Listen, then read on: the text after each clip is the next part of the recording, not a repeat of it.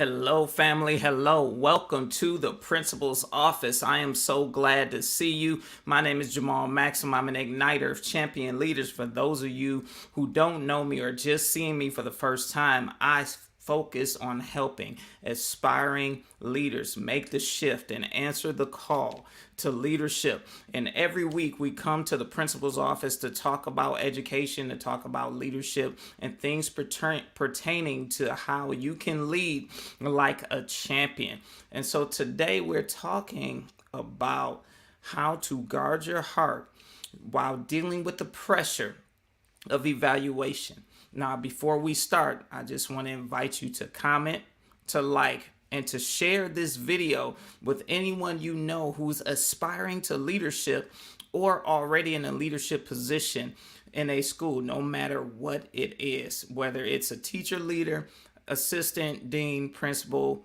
district level, it doesn't matter. Leadership is leadership. Also, if you just want to learn leadership to be a better influence within your school building, remember to watch this video, comment, like, share, and then reach out to me afterwards and tell me how your leadership journey is going. All right, so with that being said, so let's get into talking about today's content. Today we're talking about guarding your heart from evaluation pressures, because right now we're in the season of evaluation, or we're getting close to where it's time to evaluate teachers for their performance.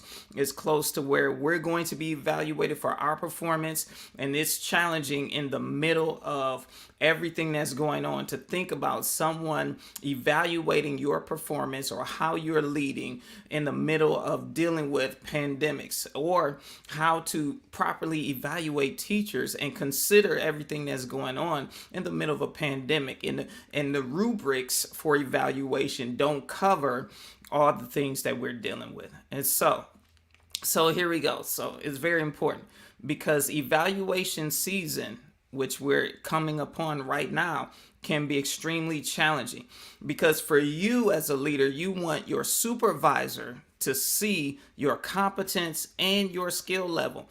You want the person who you report to, whether it's, I reported to my the assistant superintendent. So regardless of who you're reporting to, you want them to see how competent you are, and you want them to see your skill set as you lead, especially when you're leading in a time where things are very different, where it's unprecedented, where the whole education system has been shaken and disrupted. And I would say it's perfect opportunity to make the changes and adjustments that you feel like you want to make and feel like you need to make in your school. And so you want them to see your competency, and there's a lot of pressure, because when someone isn't in there a lot or seeing you all the time, the pressure is for them to see you in the best light, because they don't get to see your day-to-day actions. They don't get to see you lead like a champ on a day-to-day basis. But then there's also pressure because the people who you are serving through your leadership, they want to see your competence and skill. They want you to see their competence and skill level as well. But here's the thing with that. They have an advantage because they get to see you all the time. Now, hopefully you're not like an office type of principal, and so that you're constantly in classrooms doing walkthroughs, and in classrooms when you're not doing walkthroughs and you're visible, so you have a general idea of what instruction looks like. If you're not doing that, I encourage you to, unless you're stuck help covering classes, which is okay, because you have to do that every now and then. And so the teachers you serve should be used to seeing you around. But there is that pressure during evaluation because of pay raises and just the formality of it. And a lot of times people have had bad experiences with evaluations where someone has said that they didn't do something that they know they did, or someone tried to use it as a weapon against them in the past to give them what I call the love shove, meaning to get rid of them. And so you want to make sure you are leading in a way that you are overcoming those preconceived notions and those misperceptions, because the perception of it is real. Now, just like I just said, some people may have received an unfair evaluation in the past, or simply a bad evaluation in the past, because they may not have performed up to the level they wanted to or needed to.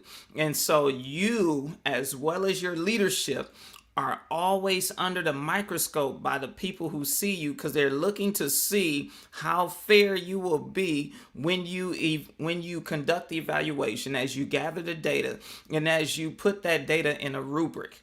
Here in Ohio, the evaluation system that we used, I had to collect the data, but then I had to see specific examples and of where it would fall in the rubric. And it was very, very clear. It was very cut and dry. There was no room for error.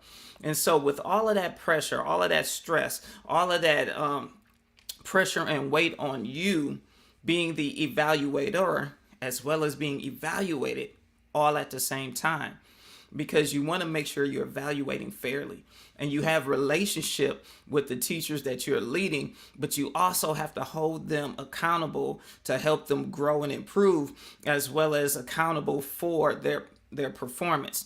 And you can't make excuses if they're not performing, especially if you're doing all you can to coach them and they're not responding, even though you may be tempted to because of your relationship. But then I know what it's like, because you get caught in the pressure from district level to say, don't make excuses for performance, do what you need to do kind of situation. So you're in this in-between place. And so while you're in that in-between place, you need to guard your heart, meaning you have to protect your own heart, your emotional well-being during this highly intense process or time, especially right now when you're probably feeling exhausted and drained already from the level of responsibility that you have with the greater weight of dealing with and navigating through a virus. And so what is the heart? What am I talking about when I'm saying guard your heart? I'm basically saying this: you want to guard your mind, your will, and your emotions, meaning that you want to guard where your thoughts are, you want to guard your decision-making process, and you want to guard your emotional health. You have to be guarded in those areas while still being open and transparent and being able to connect with those that you're leading, which can seem very challenging, because I know some people are guarded very much so, and they're not able to really connect because they have this emotional wall up. Now, you don't want to do that, but you don't want to be so vulnerable that your emotions go on a roller coaster every time someone responds a way that you don't like, or says something you don't like, or even brings a false accusation against you because they didn't understand the ranking or the rating that they earned, because they may think you just gave it to them. And so here's the thing. So you got to be careful when we talk. Let's start with the mind first. You have to be careful about what you think and how you think about something, because your thoughts impact your emotional and physical health. What you think and how you think is a direct correlation and has a profound impact on your emotional and physical health. Now, experts say that nearly 60 to 80,000 thoughts per day will come to your mind. So 60 to 80,000 thoughts a day may come to your brain. And so you have to be active in recognizing what kind of thoughts are coming to you and deal with those thoughts as they come to you. Because out of the 60 and 80,000 thoughts that come to you, a lot of them are not yours. And so, but you can't assume that they're your thoughts simply because they're in your head. Sometimes thoughts just come to you, and you have to be aware of what you're thinking. You have to be aware of what you're thinking and how you're thinking, which means you have to be extremely self-aware in order to be aware of other people. Now, those of you who follow me, you've heard me say that before. Now, here's the thing. Let's jump back. Our thoughts impact how we see ourselves, and they impact how we see other people, as well as how we see the circumstance that we are in.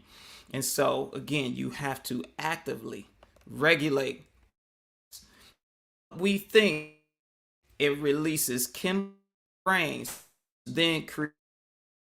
And so now we're in the emotions part. Because remember, when I'm saying our heart, I'm talking about our mind, our emotions, and our decision making processes. So what you think on now, if chemicals are released in your brain and they produce the emotion. So sometimes you may feel like you don't like something, or you don't like someone, or you may feel like someone is against you, or this situation is against you.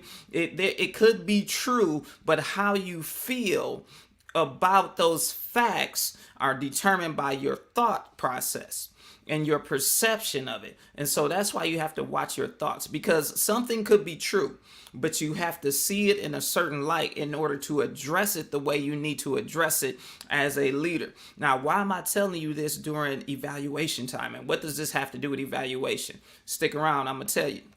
Because remember, what you think releases chemicals, and that impacts how you feel. And now those emotions that you feel, which are impacted by what we think in our thought life, they produce a decision and a behavior.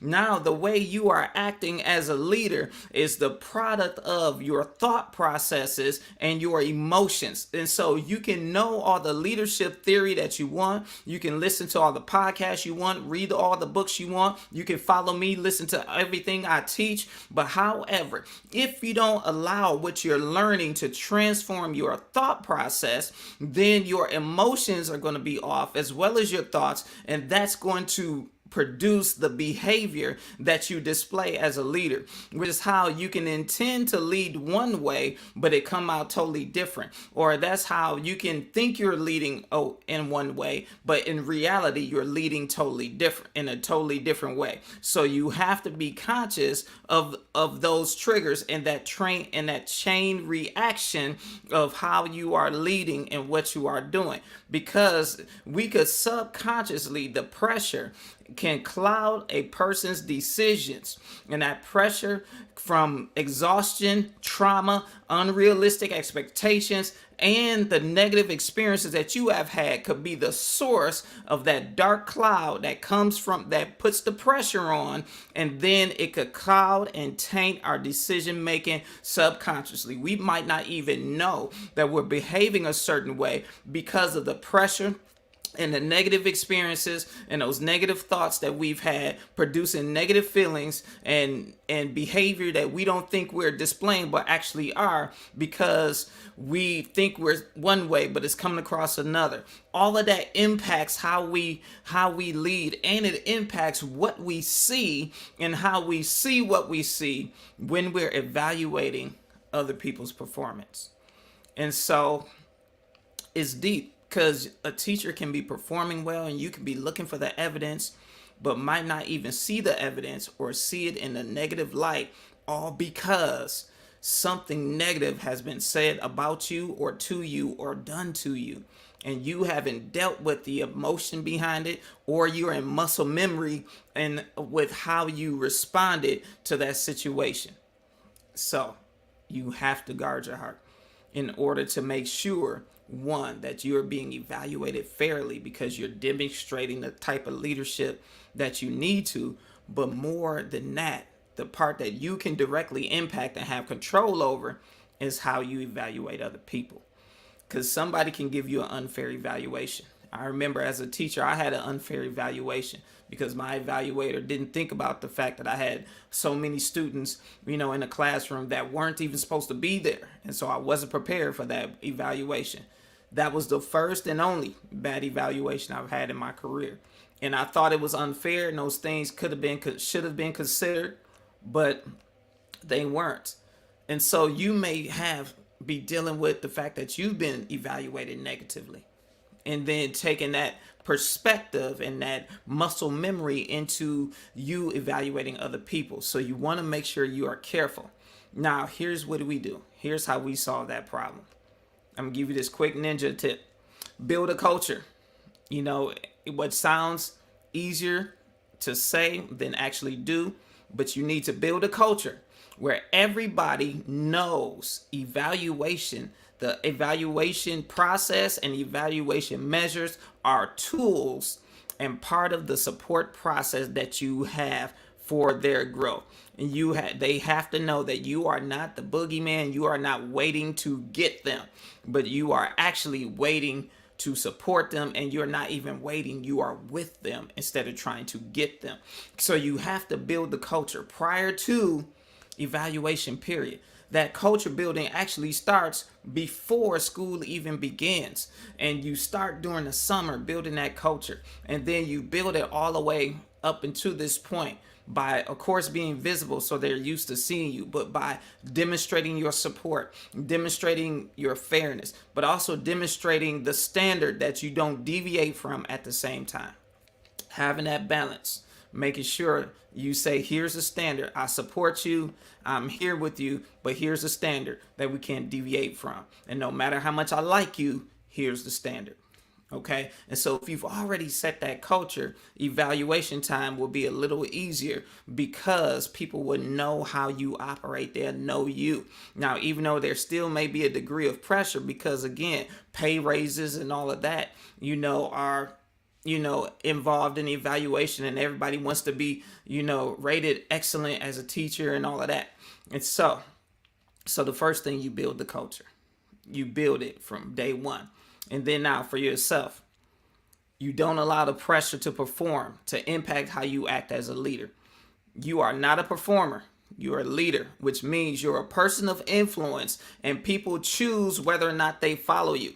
You can, like I said, you can apply all the strategies all day long. And if you're applying them correctly, people will follow you. But if people exercise their right to choose and do not follow you, you cannot make that be the thing that causes you to get into this performance-based leadership. And now the pressure of trying to be something and trying to have something documented so it can validate who you are will cause you not to actually be the leader you actually are. So you can't be fazed by the evaluation or the pressure. You can't try to do something different just because the superintendent or the assistant superintendent is in the building. What they see is what they get. How they see you when they come is how people see you every day. Because if you try to flip-flop when the superintendent comes or your direct supervisor comes, your team will lose respect for you because they'll see that you're inconsistent and not real. So you don't want to do that. Here's the second thing. Don't allow the negative behaviors or mindsets or perspectives of other people become part of your behavior, your perspective, or your mindset.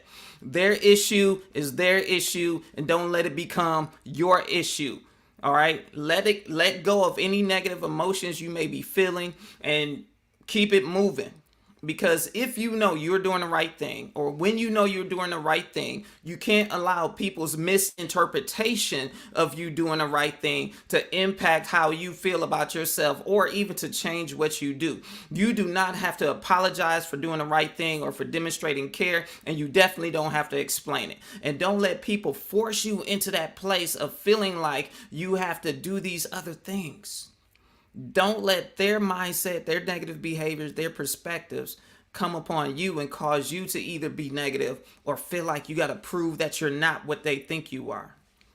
Your leadership is proof enough, and you don't have to prove anything to anybody because you're not there to prove anything. You're there to lead. All right. Now, here's the last thing. You want to stay focused. And you want to stay focused on your why, your who, and your you, which sounds extremely selfish, but it's real. Stay focused on your why, your you, and your who. You need to focus on your why you became or you want to become a school leader. Focus on who you're serving and focus on you growing in your leadership without condemnation, meaning you cannot apologize. I mean, you should apologize when you make a mistake, but you cannot feel bad that you are at a certain level of leadership because leadership is a journey and not a destination. So you never arrive. Regardless of what people teach and regardless of what they say, you never arrive as a leader. Now, you can rise to the point in leadership where, like John Maxwell teaches, when you reach a pinnacle and people follow you simply because of who you are, but that doesn't mean you've arrived as a leader. So I'm going to show you that again because that's super important. Stay focused on your why, stay focused on your who, and stay focused on your you. Stay focused on why you became or want to become a school leader. Stay focused on who you're serving, which is the teachers as well as the students. And stay focused on growing as a leader. All right. So let's end it with this. I want you to type in the chat. Let me know, or send me a DM if you're shy, or go live with the video and tell me how you are going to apply what you just heard today. All right. So I want you to stay connected with me. Click the link at the bottom of the screen, jamalmaxim.org/connect, and let's stay connected. I want you to be part of this igniting community, this community of igniters where we ignite each other's leadership, we learn, share, and grow together, we ignite dreams. Now, I believe in having community on multiple social platforms so they're not dependent upon one. That's why I want you to click this link or go to this link that's on my screen.